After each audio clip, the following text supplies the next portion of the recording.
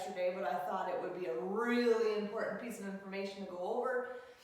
I really tried to focus in the midweek, I was really trying to focus a lot more on some of the lifestyle things that happen at home and kind of picking apart each person's relationship with the dog, but I never had a chance to go over the crate and the importance of it. I don't know if Leah did when she trained with you, so I don't know your level of knowledge, I don't know how you feel about crates. But basically there's 5 major things that I focus on in my training. And it's crate, doors, place, recall, and here. So here is the heel position for me, that's what I call it. So heeling is the safe place for him when you guys are outside. I know that Cesar is very confident and very stoic, but that doesn't mean he's not nervous about anything. We all, even the most confident people in the world, get nervous.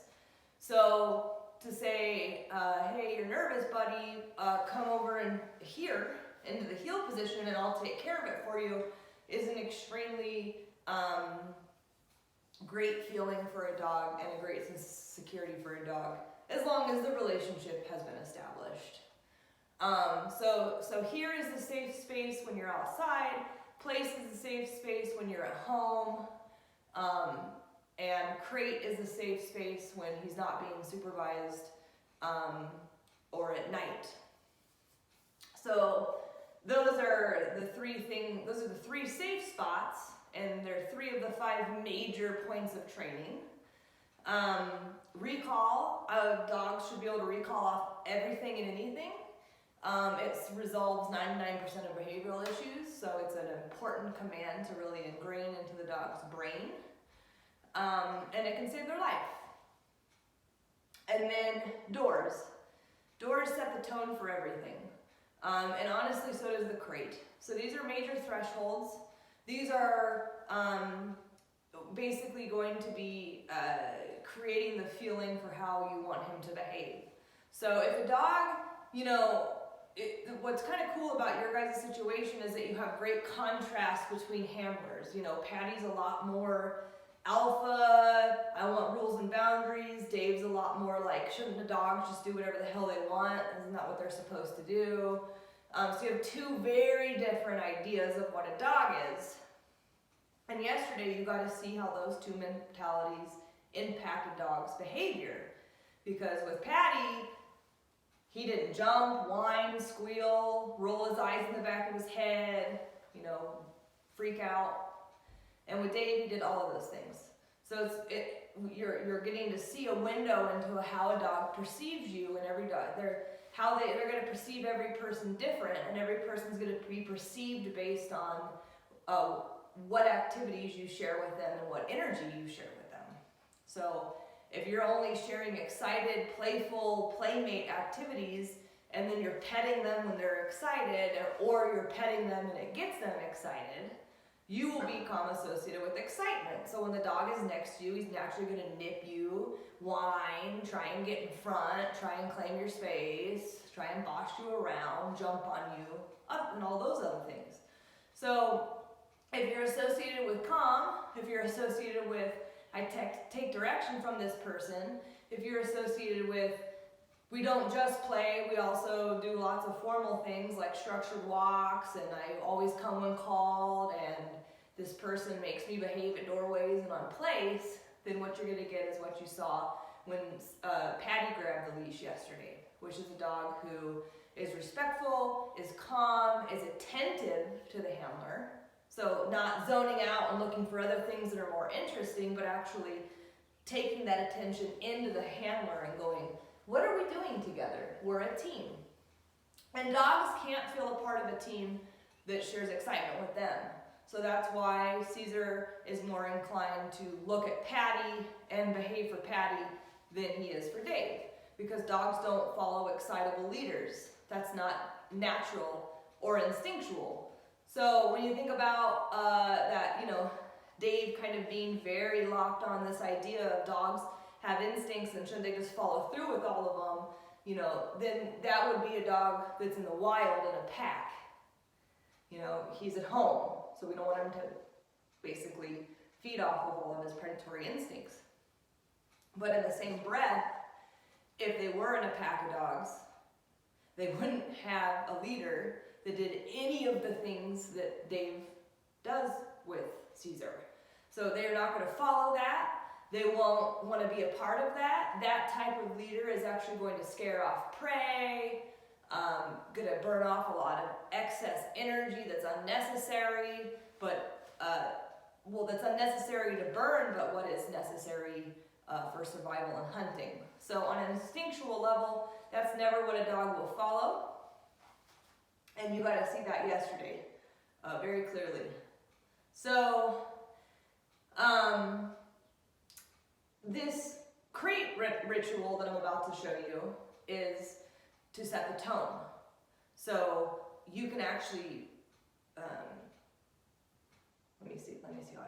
You can actually reset your relationship and the dog's perception of you by utilizing the crate and a leash to set the tone for what you're looking for. And this perception change is going to be hard at first because when Cesar sees Dave, for instance, his first instinct is to lose his shit. Well, if instead of allowing that, we instead redirect it and get the dog to calm down for us and to listen to us, then eventually the dog's going to start to see Dave differently, and then it's going to start to look a little bit more like Patty, where it's not just that he is obedient, he wants to be. He likes it, it feels good, it's a stress reliever, and that calmness, he gravitates towards it and would rather be with it. So, that's why I thought yesterday was awesome, because there is no more clear-cut example than what you saw yesterday. They love calm, peace, quiet, direction, rules, boundaries, limitations. They don't really want the excited stuff. So that should be a small percentage of your relationship, especially in these initial phases of training. So I gotta go over real quick why I use the crate, and then we're gonna get started. So crate is for sleep. That's obvious. I told you yesterday dogs need about 18 to 20 hours of it. And so if they're not getting it, then they're going to start nipping, getting hyper, not listening, getting edgy. Dogs get edgier with age, the less sleep they get. I mean, I shouldn't even have to explain that. It makes sense. It's the same thing with a human, right? So, sleep, that's one reason. The other reason is for consistency. So, well, let me go back to that one. The next one is safety. So, if you ever decided to move, dogs get stressed. You have his crate, you've got a stress-free place that he's familiar with that you can implement.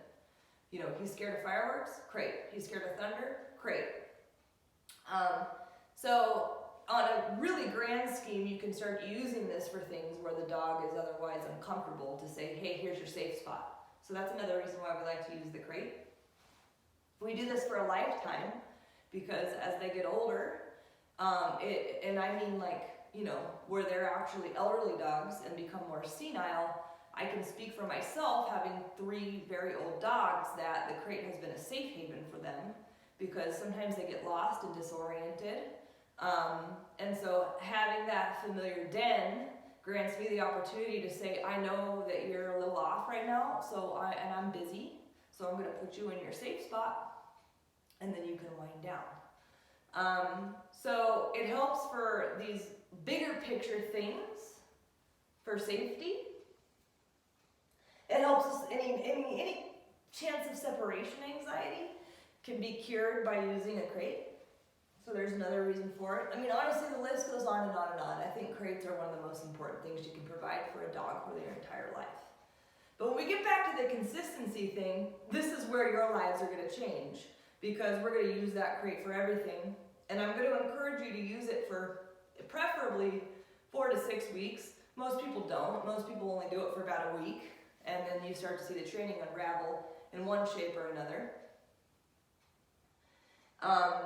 4 to 6 weeks would be ideal. I like to think of this as an 8-week training program. Cesar's amazing, super smart, but he is stoic.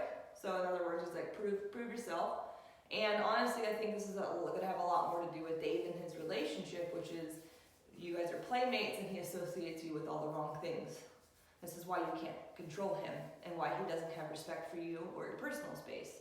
I'm not saying he doesn't love you, because obviously he enjoys being with you, but he cannot follow you and he cannot listen to you, especially when you need it. So that crate is going to be there to keep things consistent for you and Patty. You know, it would help Patty too fine-tune some things. It's not like she's, it's not like everything has been going smoothly for her, so this will also help. It's going to help everyone. But I just want to give you an example of why we use the crate and how we can use it to expedite the training. Okay, so your front door is an issue. And when he gets back, he's not going to stay on place when someone's at the front door, right? Because he might know place and it might mean stay, and he might be able to handle it under some form of stimulation, but the front door is usually the biggest trigger of all, in actually almost every case I've ever worked. So to go home day one and to be able to tolerate the front door and listen to all the commands with a family who has been not necessarily consistent with him and a bit confusing, and there's a mixed bag of associations, he is not going to actually be capable of staying on place when the front doorbell rings or when someone comes through it. He's not. It's not going to be in his wiring yet. You're going to have to wire that in. This is where the work comes in. You know, I've built the foundation. Now you guys have to do the work. So in terms of the front door, I'm going to encourage you guys to work on a bunch of other stuff before you even go there, so you can build your relationship up to a stronger point, so when we do the front door, it's easy, right? Right now, he comes home, he's not going to be ready for it.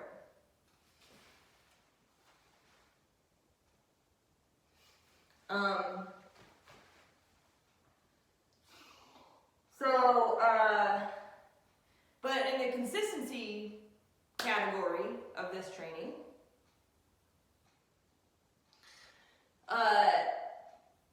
the reason why I use a crate is because if a dog is allowed to follow through with old behavior, then they will continue to create a habit for old behavior.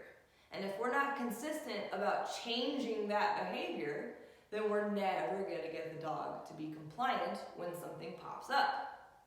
So, if I decided, let's say 2 weeks after the go home, I come back to the follow-up and I say, holy shit, he's doing really well, let's do the front door. So we do the front door for the first time, and he is, pretty well comparatively, right? Pretty impressive. So you go, oh my gosh, he's doing so well, maybe I won't use the crate as much. We're not going to use the crate as much. And then all of a sudden, you guys aren't paying attention. He's free in the house to do whatever the hell he wants, whenever he wants. The doorbell rings, and he follows through with old behavior. Well, you just lost all your training. You can't change a dog's behavior and state of mind if you aren't consistent about blocking the old behavior and creating a new behavior. Quiet!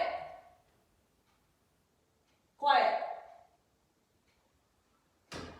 So, if I use the crate and say, okay, he's not supervised, I can't train him right now, we're too busy, he's going to be in his crate because I can't pay attention to him, the doorbell rings, he can't follow through with any behavior. He doesn't get to follow through with any of his little bullshit. He might bark, but he's not going to be able to run at the door, jump on the guest, and act a fool.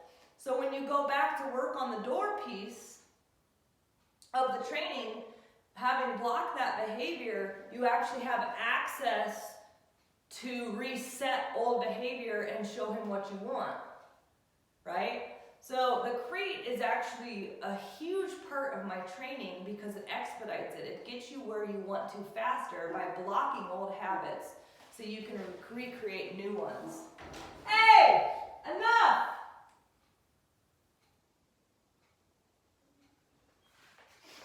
So, this is how it's gonna look. You know, I'm gonna set you up with the schedule at the go home, so that should make things a lot easier for you. And I'm gonna totally base it off of your schedule, not what I've been doing, but what you will be doing. So we can go over that next week. I don't know your guys' schedule, so I'm not gonna go over it in this video. But basically, it's gonna be like work crate, work crate, work crate, work crate for a few weeks. This is not a long-term thing. It's just to expedite the training. And so it's like, okay, here's a picture. You're not chasing after dogs. Crate. When they crate, they sleep. When they sleep, they retain information. Now we're creating a new memory. I bring you back out the next time. Let's work on the dog thing. Holy shit, he's way better. He retained it when he was in his crate. That's awesome. So I work him through it again. Crate. He sleeps on it. I bring him out. I work on it again. He's way better. Because I'm being consistent. He doesn't have access to old behavior. I'm training the picture I want. This is what I want you to do. This is how I want you to look. He's sleeping in his crate, retaining the information. This creates long-term memory. Now we have a dog who automatically knows how to behave around another dog because it is their memory. It is what we've taught them. So now they're conditioned to do it, and we have minor management, if any at all. So this is how I do it. I'm transforming the brain. I'm retraining the brain's habits. And if I allow the dog to go back to old habits, I can't retrain it. Because I'm allowing these loopholes of old behavior to sneak in. So I'm going to actually stop this video and start back over. So you're going to get a 2-part video like last time. I gotta go do something real quick, and then we're gonna go actually show you how to get him out of a crate. But I kind of wanted to give you that spiel because we didn't go over it yesterday. This is why we use the crate. This is how you're going to be using the crate if you choose to listen to me, and this will expedite your training. This is not gonna take anything away from Cesar. It's actually gonna get him where you want him faster and make him the best version of himself.